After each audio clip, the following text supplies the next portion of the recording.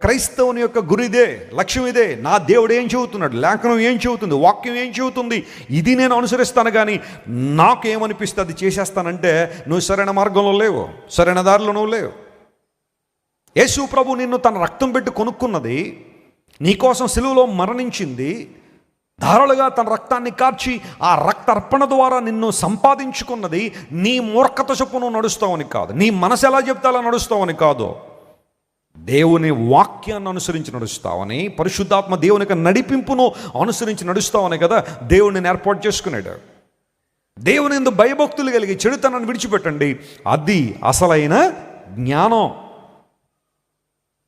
లేఖనాల్లో రాయబడింది, యాకోబు పత్రిక 1:5 మీలో ఎవరికైనా జ్ఞానము కొదువుగా ఉంటే వాడు ఎవరిని అడగాలి, దేవుని అడగవలను, దేవుడు వారికి అనుగ్రహిస్తాడు. ఆ మాట చెబుతూ బైబిల్లో రాయబడిన మాట, ఆయన ఎవరిని గద్దింపక అందరికీ ఎలా ఇస్తాడట, ఆయన ధారాళముగా ఇస్తాడు. ప్రైజ్ ది లార్డ్, హల్లెలూయా.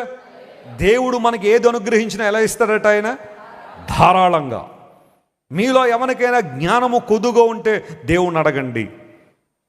యూజువల్గా పరీక్షలు రాసే సమయంలో పిల్లల కోసం ప్రార్థన చేసేటప్పుడు ఈ వచనాన్ని వాడతాం. ప్రభువా, మా పిల్లల పరీక్షలకు వెళ్తున్నారు, జ్ఞానం కొద్దుగా ఉంటే అడగమన్నావు కదా, అడుగుతున్నాం ప్రభువా, మా కుమారుడి జ్ఞానాన్ని తెలివిని దయచేయండి అని ప్రార్థన చేస్తాం. మంచిదే, చేయాలి, ప్రార్థన చేయాలి. కానీ ఈ వచనం దానికే పరిమితం చేసేయకూడదు. కేవలం పరీక్షలు రాసేటప్పుడు ఈ వచనం కాదు మాట్లాడేది. ఈ వచనం ఏంటి అంటే, ఈ జ్ఞానం దేనికి అంటే మన జీవితాన్ని కట్టుకొనగలిగే జ్ఞానం, మన బ్రతుకును సరిదిద్దుకునే జ్ఞానం, వాస్తవాన్ని అంగీకరించే జ్ఞానం, సత్యాసత్యాల మధ్య ఉన్న ఆ వ్యత్యాసాన్ని గుర్తించే జ్ఞానం. ఇది కేవలం దేవుని ద్వారా మాత్రమే మనకు లభిస్తుంది. హల్లెలూయా.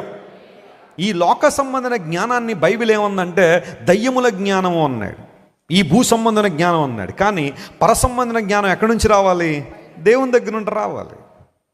కొంతమంది ఉంటారు, బాగా చదువుకుంటారు, కానీ వారిని ఎలా ఇతరుల్ని సంస్కరించాలో తెలియదు, ఎలా సన్మానించాలో తెలియదు.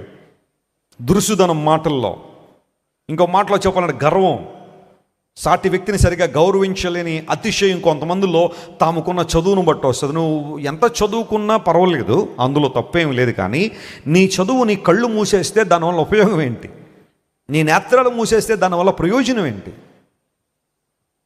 మన చర్చికి ఒక ఎంటెక్ స్టూడెంట్ వస్తూ ఉంటాడు.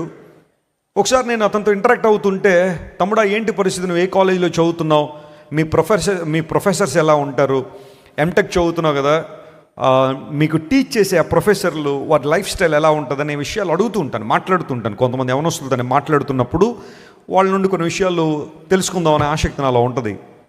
అప్పుడు ఆ తమ్ముడు చెప్పిన మాట ఏంటంటే, అన్న, మా కాలేజీలో కొంతమంది ప్రొఫెసర్లు ఉంటారు, వాళ్ళ పేరు వెనకాల ఒక 3-4 డిగ్రీలు ఉంటాయి ఈజీగా, ఆ పేరుకు ముందు 2-3 బిరుదులు ఉంటాయి. కానీ వారిలో ఏ ఒక్కరు దేవుణ్ణి నమ్మరన్న. దేవుడు ఉన్నాడు అంటే అపహాస్యం చేస్తారు, హేళన చేస్తారు. ఆదివారం రాలేదేంటి క్లాస్కి అంటే, నేను చర్చికి వెళ్ళానండి అనగానే పక్క నవ్వుతారన్న. ఏదేంటారు నువ్వు చర్చికి వెళ్ళడం, ఎంటెక్ చదువుతున్నావు, నువ్వు దేవుడు ఉన్నాడని ఎందుకు మోసపోతున్నావు, దేవుడు లేడు కదా అని వాదిస్తారన్న నాతో. వారికి ఉన్న జ్ఞానం వారిని దేవుని దూరం చేసేసింది అనే బాధ వస్తూ ఉంటుందని ఆ తమ్ముడు చెప్పినప్పుడు నేను కూడా ఆలోచించడం ప్రారంభించాను. ఇందులో కొంతమంది బాగా చదువుకొని డిగ్రీలు సంపాదించి ఉన్నతమైన చదువులు అభ్యసించి దేవునికి దగ్గరగా రావాల్సింది పోయి దేవునికి ఏమైపోతున్నారు, చాలామంది దూరం అయిపోతున్నారు. ఏంటయ్యా అంటే ప్రతి దానికి లాజిక్ అప్లై చేయడం, రీజనింగ్ కోసం వెతకడం, ఏదో విధంగా దేవుని ఉనికిని ప్రశ్నించే ప్రొఫెసర్లు చాలామంది ఉండుండొచ్చు. నీ చదువు నిన్ను దేవునికి దగ్గరగా తీసుకురావాలి, కానీ దేవుని దూరం చేసేస్తుందా? పరిశీలించే ఒకసారి. ఆల్బర్ట్ ఐన్స్టైన్ అంటాడు ఒక సందర్భంలో, the more I study the science the more I know about my God. నేను ఎంత ఎక్కువగా సైన్స్ని స్టడీ చేస్తున్నానో అంత ఎక్కువగా దేవుని గొప్పతనం నాకు అర్థమవుతుంది అన్నాడు. హల్లెలూయా. ఎందుకోసం అంటే సైన్స్ అంటే సృష్టించబడిన వస్తువుల మీద అధ్యయనం చేయడాన్ని సైన్స్ అంటారు.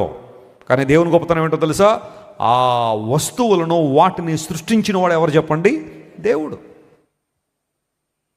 ఫర్ ఎగ్జాంపుల్, సైన్స్ ఏం చెప్తుందంటే, నా చేతిలో ఫోన్ ఉందనుకోండి, ఈ ఫోన్లో ఏం కాంపోనెంట్స్ ఉన్నాయో సైన్స్ చెప్తుంది, దీనిలో ఏమేమి ఉన్నాయో, ఇది ఎలా పనిచేస్తుందో, దీన్ని ఎలా స్విచ్ ఆన్ చేయాలో, స్విచ్ ఆఫ్ చేయాలో, ఎలా యాప్స్ ఇన్స్టాల్ చేయాలో, డౌన్లోడ్ చేయాలో, ఎలా ఇంటర్నెట్ వాడచ్చో, ఎలా కాల్స్ చేయొచ్చో, సైన్స్ ఈ ఫోన్ని సైన్స్కి అప్పగిస్తే దీనిలో ఉన్న కాంపోనెంట్స్ అన్నీ కూడా చాలా చక్కగా సైన్స్ వివరిస్తుంది.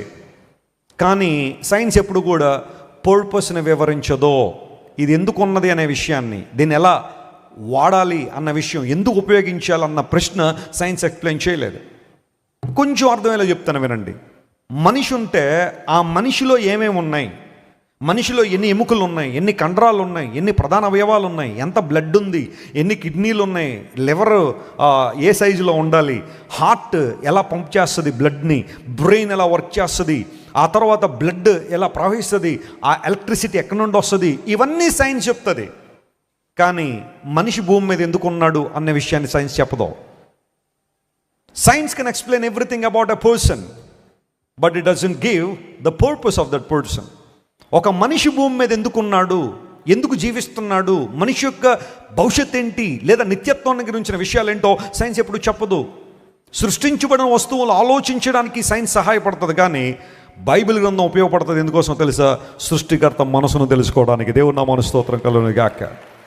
సో ఎవరైనా దగ్గరికి వచ్చి సైన్స్ గొప్పదా, బైబిల్ గొప్పదా అంటే అబ్సల్యూట్గా నేను చెబుతాను, బైబిల్ గొప్పది. ఎందుకోసం అంటే the Bible talks about the creator God who created everything that is invisible and visible.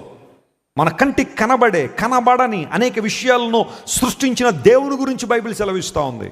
అందును బట్టి నీ జ్ఞానం కొన్నిసార్లు లోకసమైన జ్ఞానం నేను దేవునికి దూరం చేసేస్తుంది. కానీ ఒకవేళ లోకంలో నువ్వు అన్నీ చదువుకోకపోయినా పర్వాలేదు, అంటే ఫెయిల్ అయిపోతున్న వాళ్ళు దీన్ని అడ్వాంటేజ్గా తీసుకోకండి, ఈ మాట చెప్పానని. చదువుకోకపోయినా పర్లేదన్నారు వెస్లీ గారు అని చెప్పి. ఒకవేళ ఏదైనా పరిస్థితిని బట్టి నువ్వు చదువుకోకపోయినా నీకు దేవుడు తెలిస్తే, దేవుని గొప్పతనం తెలిస్తే నువ్వు చాలా గొప్పవాడవే. దేవుని నామమున స్తోత్రం కలుగును గాక. కారణం ఏంటో తెలుసా? నీకు ఏది తెలియాలో తెలుసుకున్నావు కాబట్టి, నీకు ఏది కావాలో, ఏది అవసరమో దాన్ని తెలుసుకున్నావు కాబట్టి you are a blessed person. నువ్వు ఆశీర్వదించబడిన వాడని బైబిల్ సెలవిస్తా. నేను జ్ఞానిని కదా నువ్వు అనుకోవద్దు. ఎప్పుడు నాకు అన్నీ తెలుసు కదా, నేను ఇంకేం తెలుసుకోవాలి, నేను అక్కడ కూర్చుని ఏమి నేర్చుకోవాలి.